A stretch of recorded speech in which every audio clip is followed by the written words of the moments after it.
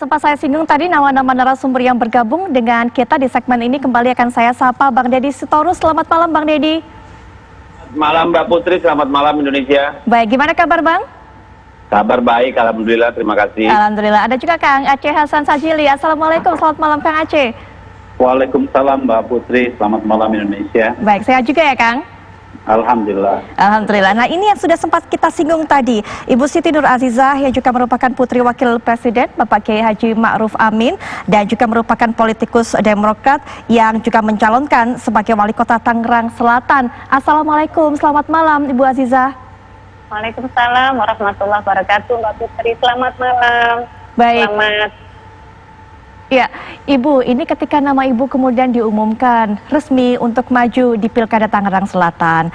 Nah, ini masyarakat kemudian memberikan komentar, bukan hanya kepada Ibu Azizah, tapi juga mungkin ke nama-nama lainnya yang akan meramaikan Pilkada 2020 yang memiliki hubungan kekerabatan dengan pejabat. Bahwa nama-nama seperti Bu Azizah dan yang lainnya ini seperti mendapatkan tiket VIP, memanfaatkan ataupun bisa memanfaatkan keadaan menjadi aji mumpung begitu, ataupun juga mendapatkan privilege atau mungkin hak khusus sehingga kemudian bisa mendapatkan dengan begitu mudah rekomendasi dari partai-partai pendukung. Bu Azizah, bagaimana menanggapi ini? Kalau kita lihat sistem politik di Indonesia kan memungkinkan untuk memberikan hak kepada siapapun, termasuk saya yang memang adalah putri dari wakil presiden. Kita kan tidak bisa memilih menjadi putrinya siapa atau menjadi apa. Tentu ini satu keberkahan saya kira ya. Di setiap orang punya keberkahan tersendiri. Apa yang saya miliki saat ini sebagai putri wakil presiden dalam proses demokrasi kan tidak serta-merta kemudian membuat kita bisa dipilih oleh masyarakat. Karena proses demokrasi di Indonesia ini kan proses yang melalui sebuah, tadi disampaikan ada election, ada selection di sana. Ada proses demokrasi yang memang dilakukan oleh mekanisme politik kita, ya. Proses demokrasi di pilkada, di baik itu kota, kabupaten maupun pilgub, itu kan juga melalui sebuah mekanisme politik. Kalau di kota Tangerang Selatan itu kan ada proses konvensi di sana. Proses selection itu ada di sana. Meskipun saya putri dari wakil presiden, mungkin secara popularitas saya bisa mendapatkan berkah. Tetapi ada aspek lain, tidak hanya popularitas, tetapi juga elektabilitas dan akseptabilitas terhadap gagasan-gagasan yang mampu membawa solusi terhadap apa yang diharapkan oleh masyarakat. Nah, ini yang saya kira juga perlu diperhatikan. Karena Indonesia juga menganut merit system kok, ya, karena ada proses di sana. Kalau di kota Tangerang Selatan ya, karena di kota Tangerang Selatan itu hampir kita lihat kekuatan partai politik seimbang, ya. Baik. Tidak ada yang dominan di sana, sehingga tentu kita harus bekerja keras untuk bisa mendapatkan tiket partai pengusung ya, agar kita bisa mengikuti election dan selection itu pada kontestasi pilkada. Contohnya saya saat ini ya tidak serta-merta kemudian saya mendapat tiket politik gitu. Bahkan dari partai koalisi sekalipun gitu ya, itu saya harus berjuang menyampaikan gagasan itu ya. Tentu dengan tadi kapasitas yang perlu diakseptabilisasi, terima baik oleh partai politik maupun masyarakat di grassroots. Baik, jadi betul-betul berjuang untuk bisa mendapatkan rekomendasi, tidak merasakan privilege itu ya Bu ya? Ini tidak, saya melalui bawah, mulai DPC saya ikut konvensi ya, kemudian kita juga ada pemaparan visi misi, ada proses diskusi publik di sana. Partai Gerindra malah melaksanakan diskusi publik di sana. Baik, status Bu Azizah ini memang tadi Bu Azizah sudah menyinggung ada poin plusnya dari segi popularitas. Tapi dari sisi lain, ini mungkin juga menjadi sorotan masyarakat, artinya akan ada pressure Bu. Mungkin ada beban, harapan dari masyarakat yang begitu tinggi melebihi calon-calon lainnya Bu. Ya, saya kira setiap kandidat punya beban itu karena tentu dalam proses kontestasi pilkada ketika melakukan sosialisasi visi maupun misinya kan tidak hanya mengharapkan vote tapi juga voice ya, harapan dari masyarakat. Saya kira ini beban dan itu menjadi tanggung jawab setiap kandidat untuk mampu mengusung ya voice-nya tadi. Artinya legitimasi dari masyarakat itu tidak hanya pada pilihannya, tapi pada aspirasi yang mampu dibawa oleh para kandidat-kandidat calon wali kota maupun bupati. Nah, begitu. Baik, Putri.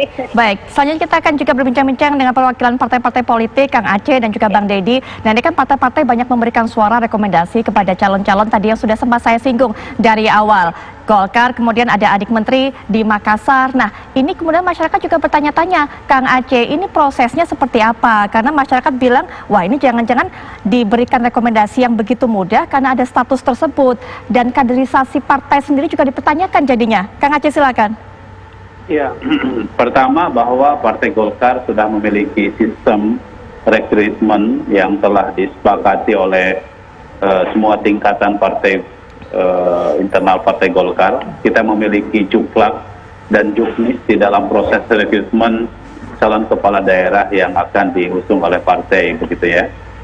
Nah, tadi juga saya kira secara umum disampaikan oleh baik Mas Hanta maupun dari para kandidat ya, bahwa pendekatan yang dilakukan oleh Partai Golkar yang paling utama sebetulnya adalah bahwa kita mengedepankan agar kader partai yang harus diusung oleh dalam pilkada tersebut, gitu ya.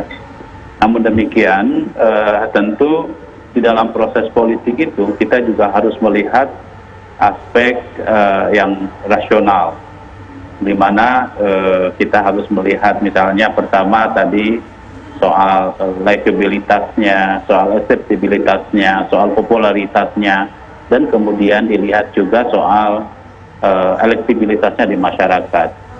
Nah, hal-hal tersebut menjadi pertimbangan utama bagi Partai Golkar di dalam memutuskan siapa calon yang memang layak untuk diajukan atau diusung di dalam pilkada, baik pilkada kabupaten, kota maupun tingkat provinsi, begitu.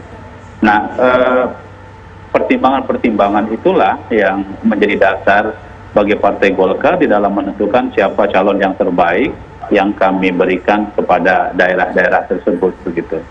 Kang Aceh menyatakan ada aspek-aspek rasional, kapabilitas, ada popularitas. Nah, ini PDIP yang lagi rame ini memberikan rekomendasi kemudian juga kepada Mas Gibran, anak presiden ada, kemudian mantu presiden, Bang Dedi. Ini yang dilihat popularitasnya atau kapabilitasnya juga sudah dipertimbangkan, Bang Dedi? Begini, yang pertama kita jangan langsung dulu menjudge bahwa politik dinasti itu sesuatu yang jelek ya. Kita melihat bagaimana di Amerika ada John F. Kennedy dan keluarga, ada George Bush, lalu di kita juga ada keluarga Bung Karno, di Filipina juga ada keluarga Aquino, di Pakistan juga ada, jadi semua ada. Nah, itu kita harus pahami bahwa sejarahnya memang kan dalam sejarah peradaban politik dimanapun bahwa keluarga elit politik itu adalah salah satu sumber rekrutmen, ya. Dan PDI Perjuangan juga memahami itu dalam batas-batas yang sudah dibuat di partai.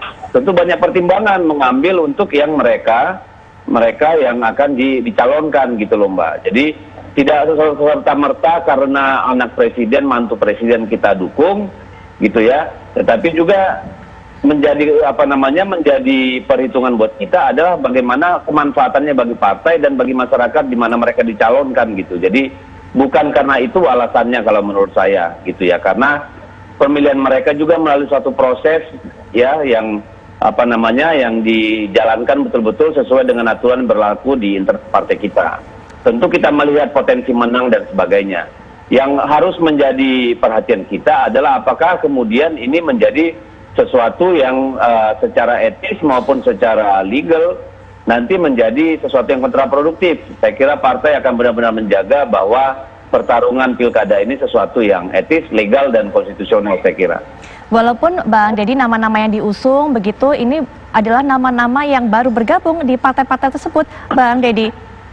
Dan partai kita kan partai terbuka, Pak. Meskipun kita partai kader gitu ya, tetapi kita kan membuka rekrutmen dengan orang-orang di luar partai, karena partai politik itu kan juga sebagai sarana untuk memobilisasi, merekrut para pemimpin. Jadi bukan sesuatu yang baru bagi PDI Perjuangan bahwa kita merekrut mereka yang bukan kader. Itu banyak sekali kita alami gitu ya. Itu yang perlu kita perhatikan. Jadi bukan karena karena dia anak presiden atau apa, tetapi tentu Pak Jokowi sendiri kan kader PDI Perjuangan, dan kita melihat bahwa dua orang ini, karena kita akan mengalami bonus demografi ke depan, kita perlu juga anak-anak muda ya. Jadi kalau dibandingkan dengan calon yang ada di tempat di mana itu, tentu ada pertimbangan khusus soal perwakilan dari generasi itu, saya kira. Baik, Pilkada 2020 ini rasanya Bang Supratman ini menjadi barometer bagi nanti sebelum kita pemilu 2024. Sehingga mungkin kita bisa katakan bagaimana penguasaan partai-partai ini juga banyak ditentukan oleh para kepala daerah yang dikirimkan ataupun diutus di daerah masing-masing. Ini bagaimana pengaruhnya, bagaimana melihatnya, nanti Bang Supratman juga bisa memberikan tanggapan termasuk juga narasumber-narasumber lainnya. Tapi kita akan jeda sejenak, kami akan segera kembali saat lagi.